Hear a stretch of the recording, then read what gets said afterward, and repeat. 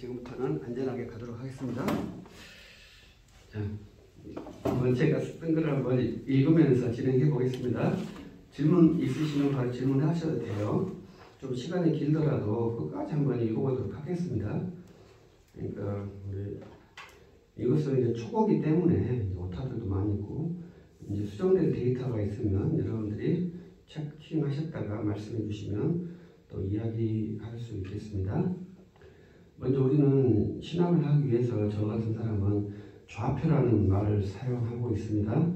좌표가 세워져야 된다. 이것은 우리 지구를 이해할 때 우리가 지구를 어떻게 이해하고 있느냐를 제가 생각한 겁니다.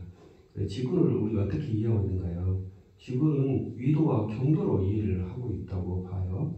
이것이 굉장히 중요한 거죠. 우리가 우리 토지 측량이나 군사나 모든 것을 이해할 때 위도와 경도로 지구를 딱 이해하고 있기 때문에 우리가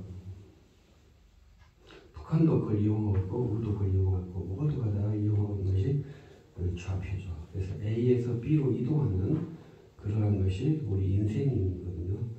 내가 A에서 B로 이동하는지 저 사람을 A에서 B로 이동시키는지 이겁니다. 모든 인생이 그거거든요. 그래서 A에서 B로 이동시키는 것, 그래서 B에서 A로 이동시키도록 하는 것, 이런 것이 이제 그 움직임, 동이거든요. move. 이것이 이제 철학에서 아주 중요한 테마입니다. 그걸 이해하려면 내가 B로 이동시켰는데 내가 요구하는 것이 C로 가버렸다. 그러면 C로 갔는지 B로 갔는지 정확히 이해를 해야 되지 않습니까? 이런 게 이제 좌표라고 생각을 합니다. 그래서 이제 이러한 개념은 플라톤과 아리스토텔레스에게 있었어요. 그래서 플라톤은 기하학이라는 것을 말하는데, 기하학은 다른 것이 아니라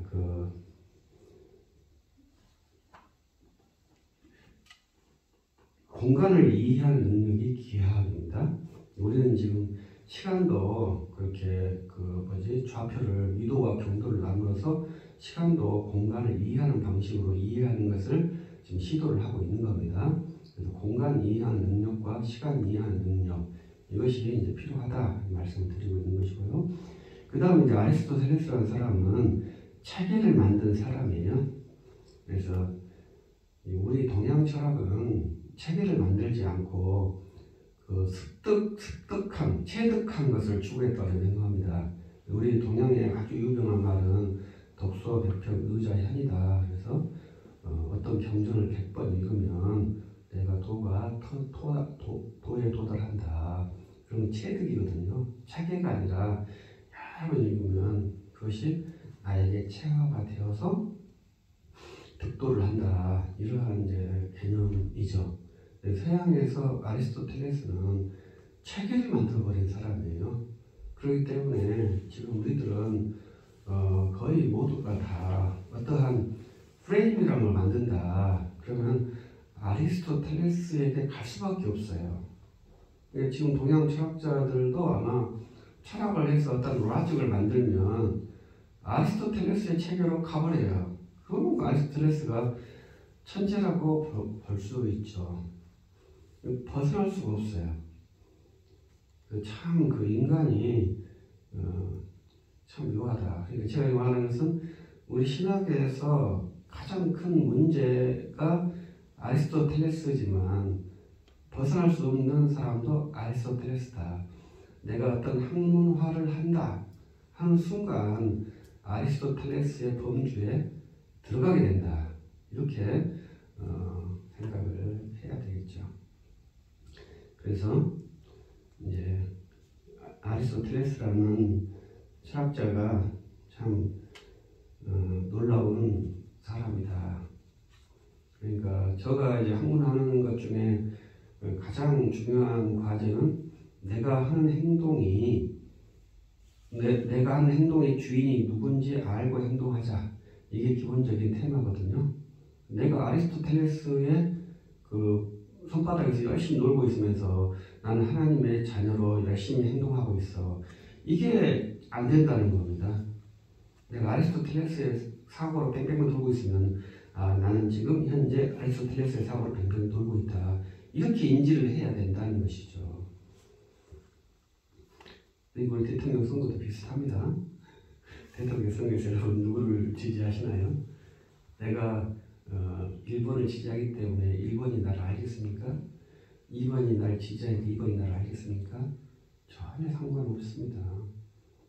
그런데도 내가 1번과 2번, 3번, 4번 어떤 한 사람을 투표해야 되는 그러한 숙명적 관계가 이 민주주의의 맹점이고 진짜 특이한 거죠. 내가 전혀 모르는 사람을 내가 찍어야 된다는 거죠. 알고 찍는다고 생각하시나요? 절대 그럴 수 없죠. 그래도 우리가 그런 환경 속에서 이 민주주의라는 제도가 한 200년, 300년 유지되면서 그래도 가장 이상적인 제도가 투표가 아닌가 이렇게 생각하면서 하는 것이지 완전한 제도가 아니라고 봐야 되겠죠. 그래서 이제 우리는 이제 그런 훈련을 한번 해보려고 하는 것이고요. 이제 그런 훈련을 하는 목적은 내가 다른 사람을 훈련할 수 있는 능력이 있느냐, 훈련시킬 수 있는 능력이 있느냐, 이러한 아주 멋있는 자세라고 생각합니다. 그래서 50 정도 넘어가면 선생이 될 자격이 어떻게 보면 생기는데 선생이 될 수 있는 능력이 있어야 한다고 저는 생각해요. 나이는 됐지만 능력이 없으면 안 되지 않습니까? 그래서 우리가 50대부터는 이제 선생이 될 수 있다 저는 생각하고 그 나이에 맞게 선생이 될 수 있는 능력을 발휘할 수 있기를 저는 기대하고 있고 그렇게 되려고 저는 노력을 해요. 그래서 이제 이 과정도 그러한 과정이라고 저는 생각을 합니다. 단순하게 뭐 지식을 습득하자 뭐 이런 게 아니고 이 아주 짧은 기간에 그러한 멘탈 의식이라도 갖출 수 있다면 좋겠다 생각을 합니다. 그런 것을 위해서 굉장히 간략한 데이터들을 확정을 해야 돼요.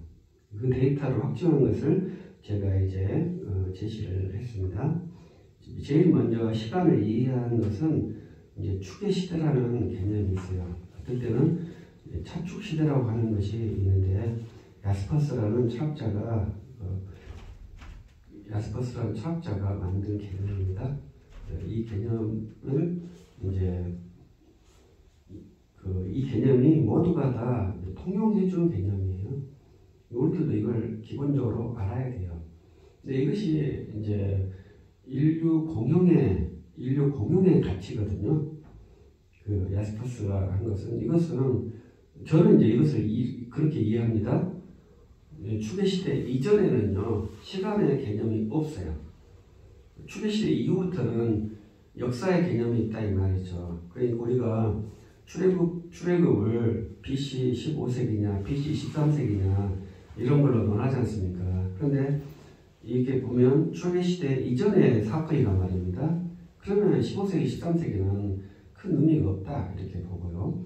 그보다 더 지구가 뭐 40억 년이냐, 뭐 6천 년이냐 이런 개념은 아무 의미가 없다고 봐야 돼요. 학문적으로 제 생각에는 그래요. 왜? 증명을 할 수가 없어요. 증명을 할 필요 없어요. 증명할 자료가 없어요. 주장은 있죠. 그러니까 그것이 그렇다라는 증명하는 체계는 있지만 그 체계가 정당하다고 인준해 줄 수 있는 권위체가 없어요. 그러니까 모든 것이 다 자유가 되는 것이죠. 그러니까 그런 것을 믿으라고 말하면 그때부터는 이제 폭거가 되는 것이죠. 그래도 우리가 이제 다수의 폭거들이 있기 때문에 이제 그것이 좀 아쉬움이 있습니다만은 그래도 그것은 증명이 안 되는 것은 증명이 안 되는 겁니다. 우리가 이제 증명을 한다는 것은 인류 전체가 합의한 것이 있어요. 그런 것들을 이제 칼 야스퍼스라는 사람이 추계 시대로 세웠다. 그럼 우리도 합의해야 된다라고 저는 생각을 해요. 그것은 어떤 거냐면 출애시대 이전에 대해서는 시간적 의미가 크게 있지 않다. 이런 것을 한번 생각을 해주시면 좋겠어요. 그래서 출애시대 이후만 시간을 계산하는 훈련을 이제 하려고 합니다. 그러니까 이 출애시대에 걸쳐 있는 사람이 3명이에요. 그러니까 소크라테스, 부처, 공자 3명입니다. 그리고 이제 4대 성인이라고 했을 때 예수님을 말하는 예수님은 출애시대 밖에 있는 위인이죠. 그렇기 때문에 4대 성인의 규범에 들어가지 않아요. 그렇기 때문에 어떤 사람은 그 당시에 에레미야 선지자를 썼기 때문에 에레미야를 강조하는 신학자가 있었어요. 그러면 왜 저 신학자는 그분은 말을 못하겠죠. 왜 자기는 에레미야를 강조하는지 말을 못하겠죠. 그러나 저 같은 사람이 봤을 때는 출애시대의 인물을 강조하고 있다. 이렇게 저는 이제 생각을 하는 거예요. 왜냐하면 이제 그 당시 에레미야가 가장 두드러진 위인이었기 때문에 그렇죠. 그래서 이스라엘을 울림 있게 만든 위인으로서 에레미야로 해서 기독교의 중추 인간으로 세우려고 하는 그런 시도도 있다고 저는 생각을 해요. 왜냐하면 에레미야가 눈물의 선지자로 훌륭하시지만 그렇게 강조할 이유가 뭘까 이렇게 생각해 보면 아마 이 축의 시대에 한 기독교인을 거기다 넣으려고 하는 의도가 있지 않았을까 이렇게 제 개인적인 생각입니다. 아무튼 축의 시대에는 3명의 위인이 있고 우리 예수님은 이제 우리 연대기로 1세기를 여신 분이시죠.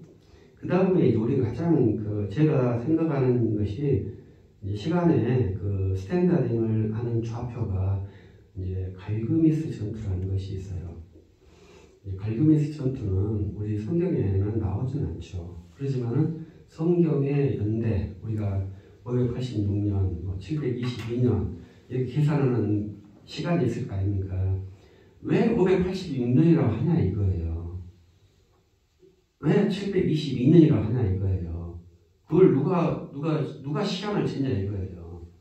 그 시간을 잰 표준시 정점이 갈그미스 전투라고 저는 생각을 하는 거예요. 그 모두가 다 그럴 겁니다. 왜냐하면 갈그미스 전투하고 성경 역사하고 접점이 생기거든요. 그 접점이 요시야 왕 무기또 전투예요. 그래서 두 개의 시간표가 맞아요. 세속 역사와 성경 역사가 크로스가 되는 아주 중요한 시간이에요. 그리고 갈그미스 전투는 세계의 대역사 변혁 시간이기 때문에 모든 사람이 다 인지를 하고 있어요. 그래서 바벨론과 아수르가 전투할 때, 우리말로 바벨론과 아시리아가 전투할 때가 이제 갈그미스 전투예요. 그래서 아수르가 이제 패색이 되고 결국은 바벨론에게 정복되는 것이 이제 갈그미스 전투고 그로 말미암아 예루살렘이 바벨론에게 정복되는 것이 이제 갈그미스 전투죠. 그래서 이 역사 기점이 굉장히 중요하다는 거죠. 그 다음에 이제 성경에 나오지 않죠. 이소스 전투라고 하는 것인데 이것은 이제 나중에 또 공부하겠습니다만은 연대기가 굉장히 재밌잖아요. 333이에요. 그러니까 여기 쉬우니까 이렇게 했는데 이 전투는 알렉산더라는 사람이 페르시아를 무찔러 버리는 아주 놀라운 전투예요. 그러니까 이러한 전투를 전투사에서 이렇게 하는 것은 알렉산더라는 사람이 헬레니즘이라는 것을 도입했잖아요. 그래서 우리가 신약 성경이 헬라어가 되는 이유가 이 알렉산더예요.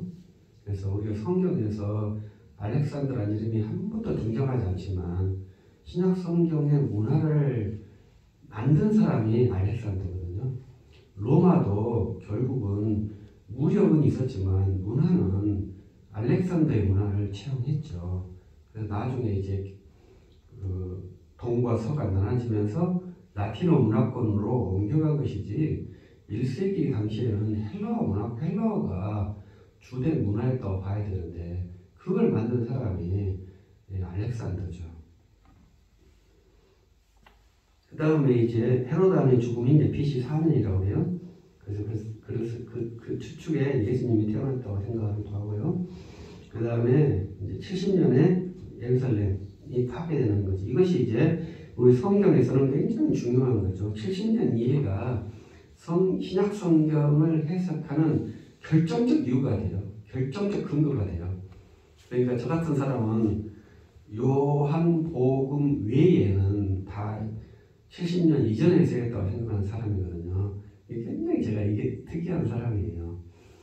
그리고 요한복음은 70년 이후에 써졌다고 생각을 해요. 이건 진짜 제 개인적인 생각이기 때문에 여러분들에게 따르라고 말하지 않고 학자들이 어떻게 말하는가 한번 보라는 겁니다.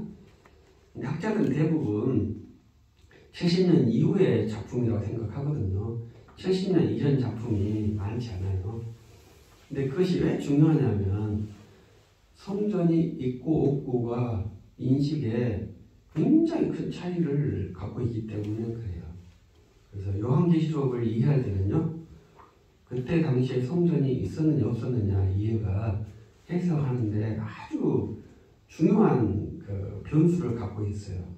요한계시록 같은 데는 요한 사도가 쓸 당시에 성전이 있었느냐 없었느냐 이 개념은 요한계시록을 이해하는데 아주 큰 변화점을 갖고 있기 때문에 상당히 중요하죠. 그래서 우리들도 70년에 대한 것은 계시 이해에 상당히 중요합니다. AD 70년 이후에는요, 유대교와 기독교가 형식적으로 분리되었다고 봐야 돼요. 원래 사도행전에서부터 안식구 첫날에 교회가 모이는 것이 있었기 때문에 유대교와 기독교가 분리되는 양상이 나타나거든요. 그러나 그것은 양상이지 결정은 아니에요. 70년 때 확실히 나눠진 거라고 봐야 되고, 이제 결정적인 것은 90년에 유대교와 기독교가 완전히 나눠졌어요. 근데 제가 왜 이렇게 말하냐면 1970년대부터 기독교와 유대교가 다시 동일 지방으로 지금 오고 있다는 거예요, 신학계에서. 그래서 이제 그것을 여러분들은 어떻게 생각할 것이냐. 저는 예수 그리스도를 믿는 그러한 기독교로서 유대교와 기독교는 완전 다른 체계다. 저는 그렇게 이제 보고 있는 사람이죠. 이것을 명확하게 드러내지 않으면은 저는 신학하기가 굉장히 어렵다고 생각합니다. 저는 명확하게 드러내는 신학을 해야 한다고 생각하는 사람이에요. 유대교와 기독교의 관계에서 완전 별개체냐 아니면 공존체냐 이것을 규정을 해야 하거든요. 그것이 이제 AD 70년 이해고, 그 다음에 313년은 이제 기독교가 이제 관용되는 것이죠.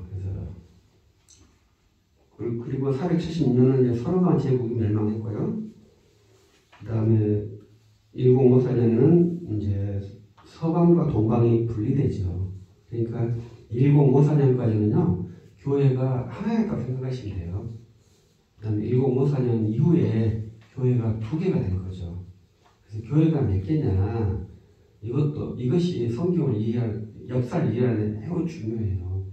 우리는 원리적으로 교회가 한 개입니다. 하나입니다. 하나. 그리스도 안의 교회가 하나. 근데 역사적으로 1054년에 처음 교회가 나눠져 버리는 거예요. 그러니까 그게 상당히 충격적인 것이죠. 그리고 이제 서방교회 진영에서 종교가 일어나서 더 많은 종파가 형성되고, 장로교는 그 서방교회 아래에서 형성된 하나의 분파라고 이해를 해야 되겠죠. 우리 한국 쪽 선교사님들도 계십니다만, 한국 교회는 특이하게 기독교라는 개념을 가지고 있어요. 장로교 사역자들이. 그러니까 장로교는 보편적 기독교가 아니고 그 서방교회의 한 그 부분을 감당한 그러한 종파거든요. 근데 우리는 복음이라는 포괄적인 복음 전도 행위를 하면서 교회를 이루니까, 저는 선교사님들의 사역에 조금 하다 보면은 정체성에 혼란이 오겠다라는 생각이 들어요. 내가 장로교 사역자인데 내가 만든 교회는 도대체 무슨 교회지? 이런 혼란이 오지 않을까? 제 생각입니다. 방 안에서 혼자 이상한 생각을 하는 생각입니다. 그것이 이제 1054년에 일어난 세계의 우리 교회에 아주 큰 충격이죠. 그리스도의 몸이 나뉘는 거니까요. 보통 큰 충격이 아닙니다. 그 다음에 이제 1453년에 이제 콘스탄티노플이 멸망하고 지금 이스탄불이라는 도시가 형성되죠. 그 다음에 이제 1117년은 종교개혁이고요. 그 다음에 베스트팔렌조약이라는 것이 있는데 이때가 이제 종교가 분리되는 시작점이에요. 종교의 자유라는 것이 나와요. 이것은 이제 독일에서 그때 유럽에서 구교와 신교가 싸운 전쟁에서 이제 무승부가 결정이 된 것이거든요. 그래서 구교, 신교 두 개 다 종교를 인정하겠다. 두 개 다 종교를 인정하니까 기타 모든 종교, 제세파 이런 모든 종교들도 우리가 탄압할 수 없다. 이렇게 물리적으로 결정된 거예요. 이론적으로 결정된 게 아닙니다. 물리적으로 역사적으로 결정된 것이 베스트팔렌 조약이고 이것은 이제 독일에서 그랬고 영국에서는 1688년에 명예혁명으로 그것을 확정했고 미국은 독립운동을 하면서 청교도주의의 국가가 아니라 종교 자유국가로 제일 먼저 선언한 데가 미국이거든요. 미국이라는 나라가 특이한 나라예요. 종교 자유국가를 선언했고 그 다음에 프랑스 혁명이 1799년에 했는데 1789년이래요. 그래서 제가 이제 어떤 분한테도 그렇게 들었는데 이제 1799년이라는 걸 제가 좋아해요. 이제 1789년에 시작해가지고 1799년에 끝났대요. 그러니까 1799년을 쓰는데 왜 그렇게 쓰겠어요? 한 해가 지나가면 1800년 되거든요. 18세기와 19세기의 변곡점이라 이렇게 이해하는 거야. 이렇게 이해하시라고요. 그래서 18세기와 19세기가 완전히 다른 거예요. 그런데 19세기에 기독교 국가에 대한 그 강력함이 있기 때문에 이렇게 신학자들이 함부로 삼위일체를 험담을 못해요. 그러나 21세기에는 정통적인 삼위일체를 말하면 완전히 퇴물 평가를 받잖아요. 200년 어간에 발생한 일이에요.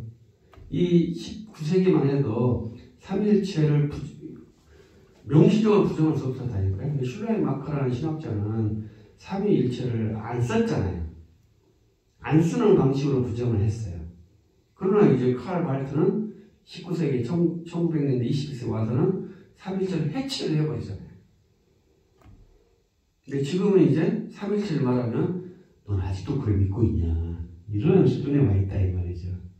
그것이 이제 우리 신학의 변이를 볼 수 있는 것이 이제 19세기부터 1800년대부터 이제 본격적으로 드러난다 이 말이죠. 그래서 우리는 지금 21세기에 와 있는데 그 시간의 변곡점에서 우리가 한번 이해를 하고 있어야 된다라는 개념입니다. 이렇게 해서 시간의 좌표들을 이렇게 설정을 해놨어요. 그래서 이러한 시간을 딱 정확하게 가지고 있어서 이 시간에서 어떻게 우리가 이해할 것이냐 이런 것들을 좀 기본적인 데이터를 정확하게 좀 이 정도는 외워야 됩니다. 외워서 됩니다. 그다음에 이제 글을 보면 이제 좌표라고 하는 것은 말했듯이 우리가 시간을 쭉 그어서 이해하는 방식. 그래서 과거를 쭉 이해한다면 이제 우리 일전과 미래도 시간을 구획할 수 있는 그런 능력이 생기는 것이죠. 역사를 공부하는 것이 과거 이해 능력인데 과거 이해 능력은요 다른 말로 하면 미래 계획 능력과 이퀄이에요. 미래를 잘 살고 싶으면 반드시 과거를 분석하고 확정할 수 있는 능력이 있어야 돼요. 우리 한국은 역사를 기억력으로 테스트하는 나라잖아요. 그러니까 그게 문제라요. 과거를 해석하고 과거를 체계화를 해야 그거에 근거해서 미래를 설계할 수가 있어요. 근데 막연하게 뭐 좋은 미래를 위해서 10년 계획을 세운다? 그것은 좀 안 좋은 거죠. 왜냐하면 항상 경제로만 했지 멘탈이 없죠. 멘탈이. 우리 한국에 지금 멘탈이 없는 것이 아주 큰 문제죠. 그래서 이제 과거에 대한 이해를 못 만든다 이거죠. 그래서 우리들은 그것의 시간에 대해서 정확한 좌표를 설정하는 능력을 한번 그래서 내가 있는 위치를 파악해보는 것이죠. 그래서 저는 몇 년 전에 우리 영상을 찍었습니다만 현재 여기 이 좌표 이 좌표가 어디냐 여기는 광주시다 이런 좌표에 대한 인식을 해야 한다는 거죠. 그래서 내가 이 광주시라는 로케이션 위에서 신학을 하고 있다. 이 인지가 정확하게 돼야 된다 이 말이죠. 그래서 거기에서 내가 어떻게 행동할 것이냐 내가 광주 사람인데 서울 사람처럼 행동할 것이냐 광주 사람인데 경상도 사람처럼 행동할 것이냐 이것을 선택하고 구현하면 이제 그때부터 아주 탁월한 사람이 되는 것이죠. 그래서 이러한 능력이 있다면 좀 정말로 좋겠다 하는 생각이 들어요. 근데 저는 이제 그걸 알고 훈련하지만 잘 안 돼요. 그래서 이제 좀 외람되지만 한번 들어보십시오. 이제 광대 설교라는 게 있잖아요. 광대 설교. 그러니까 그것을 이제 주장하신 분이 남아프리카 공화국의 어떤 설교학 교수라고 하는데 저는 이제 그것이 정말 재밌는 컨셉이에요. 이것은 이 기하학과 관련된 것이거든요. 공간 이해 능력과 관련되어 있어요. 그래서 내가 무대에 올라가면 목사가 광대라는 거잖아요. 광대라는 것은 뭐예요? 무대의 일상적인 나와 무대에 올라가 있는 나가 다르다는 거예요. 그래서 그 무대에 대한 이해를 해야 되고 그 무대에 대한 이해를 어떻게 표현할 것이냐. 무대에 따라서는 이제 변화가 이제 계속 되는 것이죠. 광대니까. 오늘은 이걸로, 내일은 이걸로 계속 컬러가 변화할 수 있다. 저는 그렇게 제가 그 책은 안 읽었습니다만은 우리가 기하학적인 개념, 좌표 개념을 이해하면은 그렇게 이해할 수 있다고 봐요. 그래서 목사가 광대가 돼야 될 것이냐? 그건 나쁘진 않죠. 왜냐하면 우리가 무대에서 항상 저 같은 사람은 항상 동일한 포지션으로 동일한 모습으로 설교를 해요. 그러나 광대라고 하는 것은 내가 지금 현재 이 서 있는 지점에서 오늘은 B라는 모습으로 내일은 C라는 모습으로 그 다음은 D라는 모습으로 계속 바꾸겠다는 것이거든요. 그것이 이제 가능하다면 한번 해봐도 되겠죠. 그러나 저는 정형화되는 것을 좀 추구하는 사람이기 때문에 이제 그러한 것을 좀 못하죠. 능력이 없죠. 근데 능력이 있지만 안 하는 거하고 없어서 못하는 거하고는 아주 차이가 있습니다. 이것도 한번 우리 가장 국어 생활에 틀린 것이 안 된 것이 뭐냐면 우리 한국 사회가 틀린 것이 틀리다 다르다를 구분을 못해요. 우리